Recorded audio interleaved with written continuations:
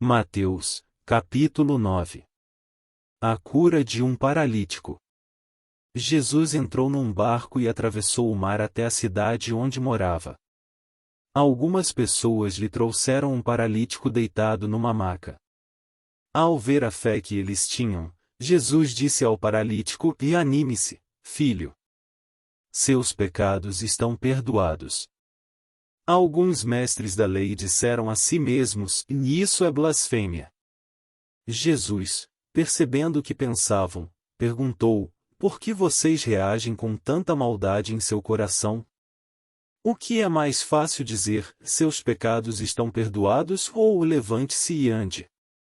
Mas eu lhes mostrarei que o Filho do Homem tem autoridade na terra para perdoar pecados." Então disse ao paralítico: "Levante-se, pegue sua maca e vá para casa." O homem se levantou e foi para casa.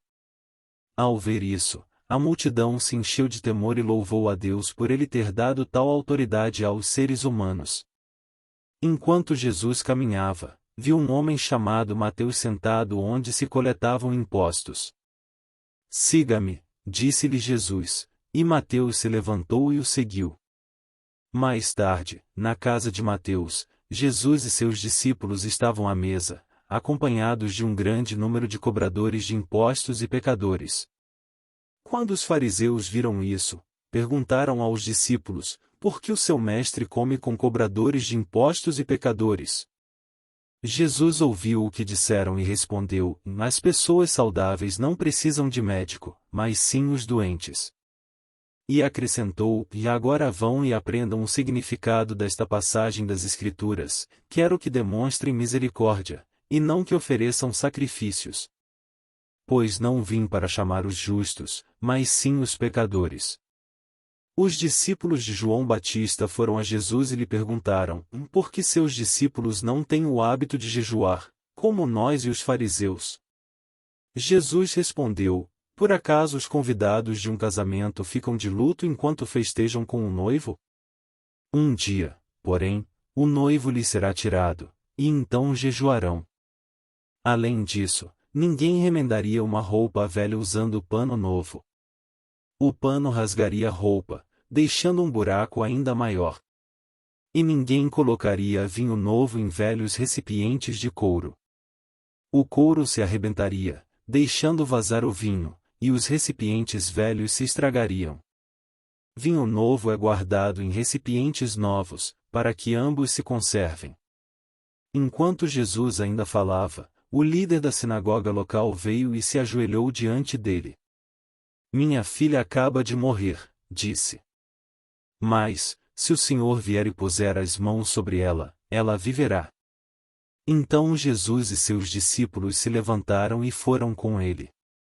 Nesse instante, uma mulher que havia 12 anos sofria de hemorragia se aproximou por trás dele e tocou na borda de seu manto, pois pensava: "Se eu apenas tocar em seu manto, serei curada." Jesus se voltou e, quando a viu, disse: "Filha, anime-se. Sua fé a curou." A partir daquele momento, a mulher ficou curada. Quando Jesus chegou à casa do líder da sinagoga, viu a multidão agitada e ouviu a música fúnebre. "Saiam daqui", disse ele. "A menina não está morta, está apenas dormindo." Os que estavam ali riram dele. Depois que a multidão foi colocada para fora, Jesus entrou e tomou a menina pela mão, e ela se levantou. A notícia desse milagre se espalhou por toda a região. Depois que Jesus saiu dali, 2 cegos foram atrás dele, gritando: Filho de Davi, tenha misericórdia de nós."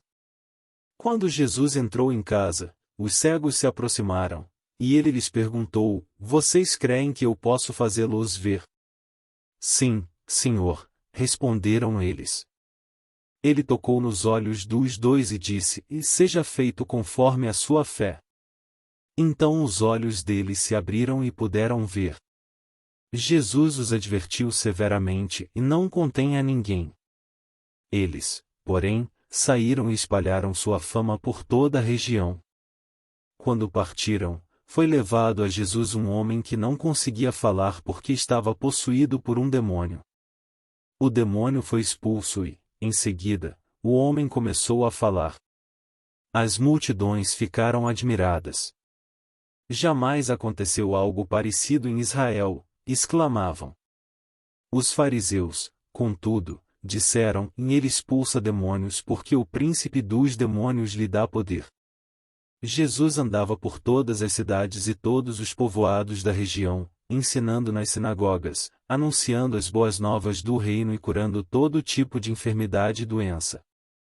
Quando viu as multidões, teve compaixão delas, pois estavam confusas e desamparadas, como ovelhas sem pastor. Disse aos discípulos: a colheita é grande, mas os trabalhadores são poucos. Orem ao Senhor da colheita, peçam que ele envie mais trabalhadores para seus campos.